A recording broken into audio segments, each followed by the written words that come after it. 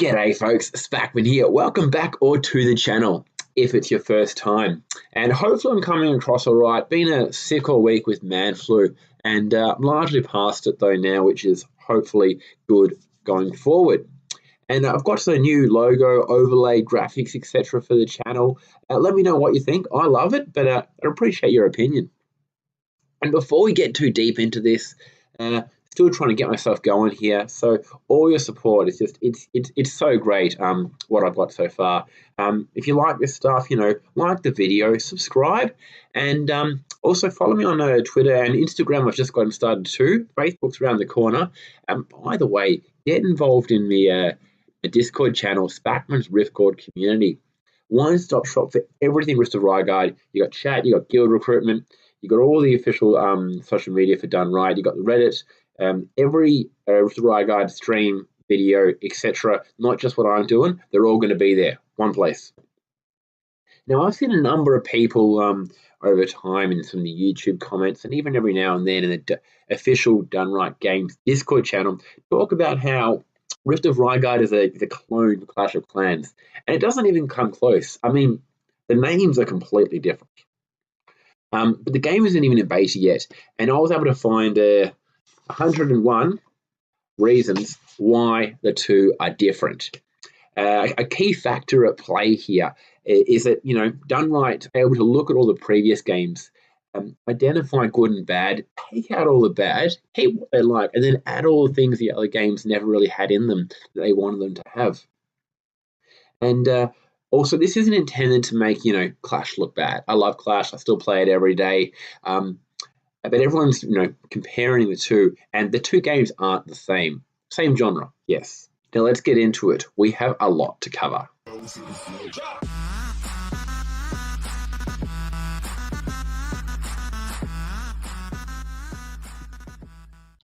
Now, I've tried to keep most related points next to each other, and we're going to go over this stuff pretty fast. So if you want more info, you don't know much about it, ask in the comments, or actually just check out the Dun Rite Games YouTube channel, link below. That's basically where I've sourced everything.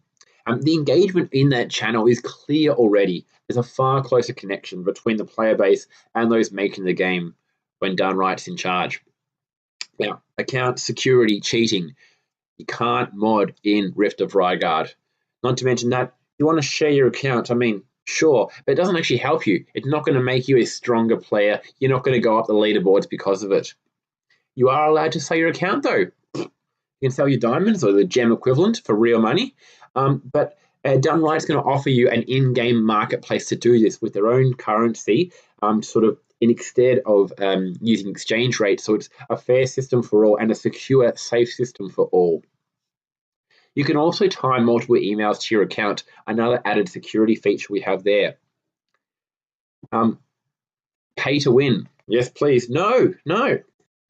Pay to win gives you no advantages. No advantages in Rift of Raigard. You can progress faster, but it's not going to make you a better player. And again, you're not going to move up the leaderboards because, you suddenly got a lot of money. You're loaded.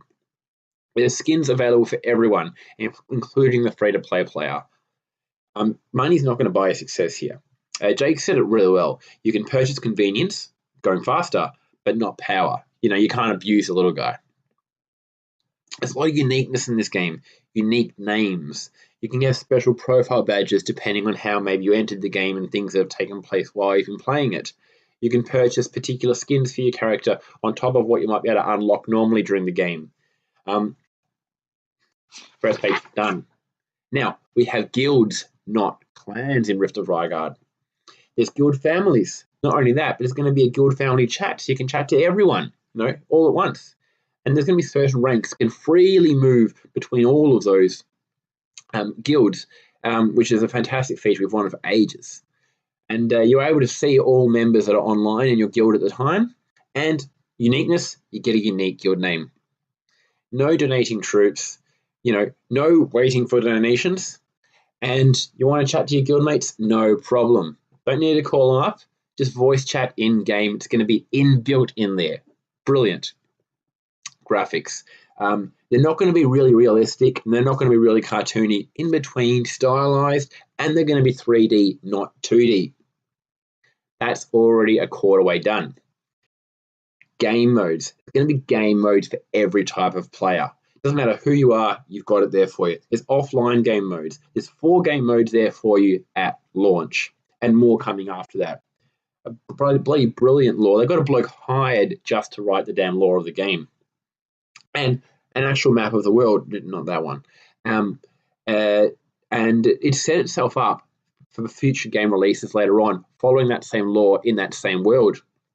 And the campaign mode story, it's going to be vibrant and it's going to be ongoing. They're going to keep adding to it, and it's going to have seasonal events and challenges tied into it as well.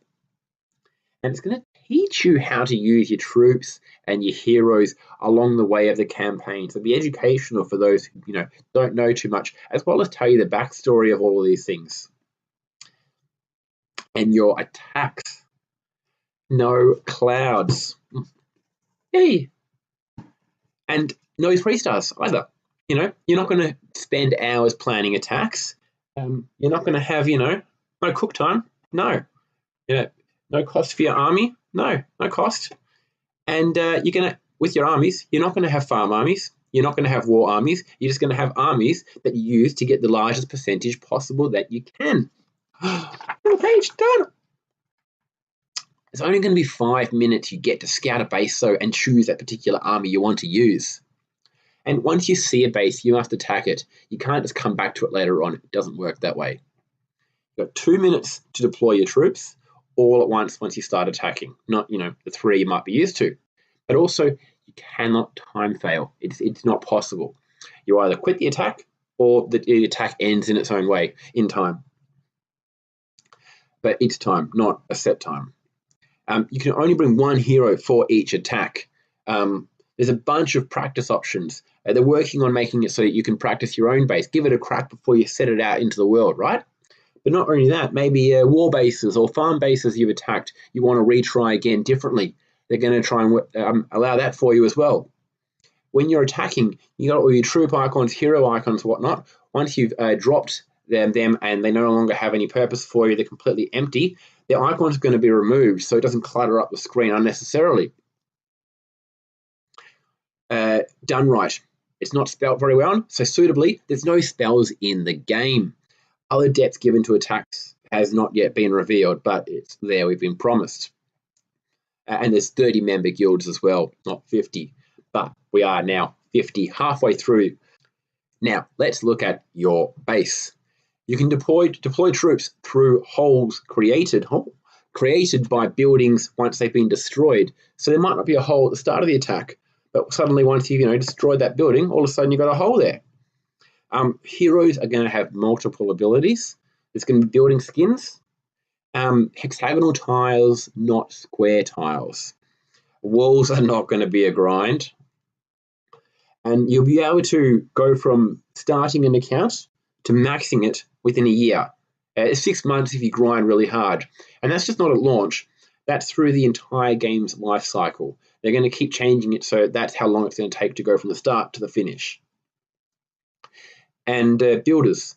You're going to get 1 builder for every core level up to core level 5. So maximum of 5 builders. It's going to be far less trash buildings.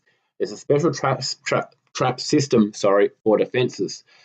We haven't been told what it is, but we've been told it's like nothing we've seen before. The base building area itself is on a large hexagonal plane rather than a diamond or a square that we were used to. And every core level is balanced, like CrossFit, right? Good strong core. Every core is going to be balanced. It doesn't matter if it's core 2, 8, 255. I don't think they'll get that high though. There's 3 factions and 3 races within each faction. Offers huge customization when you consider the fact that individual troops, heroes, buildings, etc. can all have their own skins. So the appearances of the bases are going to be so dynamic. There's going to be 6 heroes at launch. Remember, you can only pick 1 per attack though. Your troops and your heroes and your building balance changes, they can all be done on the developer side. It's a completely different thing that we're used to. So, we're not going to have to go offline when they're doing a small little balance tweak here and there, whatever. It's just going to happen. The only time we're going to get kicked offline is if they're fixing some major bug or a huge update, that kind of stuff. And the heroes are going to be available early game. You're not going to have to wait months and months and months to be able to unlock the heroes. They're just not going to be as strong early on. Esports. The game's been designed with competitive players in mind, or every type of player in mind for that matter. Unlike Clash, which really only had, famous YouTubers and whatnot being able to be involved in some sort of competitive televised stuff early on, everyone's going to be able to get going from the day dot. Literally from day one, esports are going to be a thing. The goal is to have a season a competition in the very first season. There'll be quarterly finals and a live end of year final, and not like once-off gig. It's going to be inbuilt into the game every single year, every single quarter. Not only that, you can compete as an individual bloke if you want to, or chick, whatever. Only against the same core level though, and only against similar skill levels. So it's actually some sort of fair balancing going on in the tournaments, and you can rank up or down depending on how you go as time goes on. This also means that you can compete in a non-competitive guild, maybe with a bunch of mates, bunch of chumps. No problem. You can still do your tournaments and, compete while you're just hanging out with your mates. No problem. And you can follow the esports and the tournaments and how they're going in game compared to needing to go off-site. Farming. Only one currency in game. Gold. It's not gold. At 75. Woohoo! And there's no resource storage limit. Sky's the limit. Literally, as much as you want to loot, you can. People are just going to be able to get more off you. That's it. You're only going to be able to get farm against bases of your own core level. Again, you might want to pay your way to the top, but you're only going to be attack people that are at your same level anyway. There's no trophy system, which also means then that everyone at that same core level is going to be able to attack everyone else of that same core level. There's a cart system to control how much loot you get, but you can subscribe to get more carts and get a little bit faster. The more percent you do an attack, the more buildings you get down, the more loot you get. Very simple. Loot isn't kept in specific storages or anything like that in terms of the way you attack and all that. And you're not going to be nexting millions of bases to find the right one. You're going to get offered 5 bases instantly, get told how much each of them has, and you can choose from there or pay a little bit extra to have a look at another 5. But it's a quick process. Log bridge! Single player stuff, you're not handicapped. If you don't want to hang out with a guild, no problem. You're not worse off by not being in a guild. It doesn't actually advance you in the game. You just can't, participate in wars and such, obviously. And there's no restriction on playtime. You're not going to get kicked offline for being online for so many hours, whatever, as you are in Clash. It's meant to be 3-month-long seasons, and when it comes to wars, fair matchups. This is one of the biggest things that they've been putting out since the very beginning, since the day the game was a concept. Wars are going to be a very consumable format, so you're able to watch, stream, and participate in entire wars in one sitting. Engineering is going to be impossible. War weight doesn't exist. There isn't a such thing as war weight. It's all about your core level.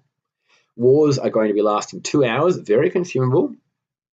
And considering you have to attack as soon as you see the base, that's about 8 minutes of playing time, give or take. Wars, they're only going to be 5 versus 5 or 10 versus 10 at launch. Only 1 attack per war, and of each person, obviously. And the total percentage is what's going to win the war. There's no war ties. Very, very unlikely. The time spent attacking is what's going to be the decider. And because of the way they're making it, 100% should be near impossible. There's going to be 4 ways to find wars. Your standard, you arrange a war with someone. You might do your matchmaking, but most commonly they're expecting people to do, you offer up the war lineup and someone else is going to match you with that lineup. Or you can search for a matchup that someone else has put out there. You can wager gold on your arranged wars. So, put something on the line for a bit of a rivalry, banter, glory, all that sort of stuff. And there's going to be leaderboards for each core level. So you could be the best core level 3 in the world, best core level 4, best core level 5 in the world. And that's fine. And you get recognized for that as well, which is finally. And you can have multiple wars in one clan at a time. And you can also war with your own guildmates as well. If you want to, not just find out the best guilds in the world or the best players in the world, they also have that for you too. Everything. And the guild war and the individual player leaderboard, by the way, is going to be ranked by an ELO type system. Chess or soccer, for any of those that are familiar with it, look it up if you don't know, if you can be bothered. And you can live stream info available in game. So if anyone's streaming on any of the platforms, Twitch or YouTube being like two of the big ones, you can see in game who's doing that and where, and you can check it out. That's it for the video. Worth mentioning, all of this is just stuff that's been there. Nothing's final or set in stone or certain, but this is what's been promised. It's definitely what's different. And if some of it isn't available immediately at beta or at launch, I'm sure it's stuff they are going to keep working on and maybe get a little bit further on down the track. Thanks for stopping past. Apologies for a long video, but we'll see you next time.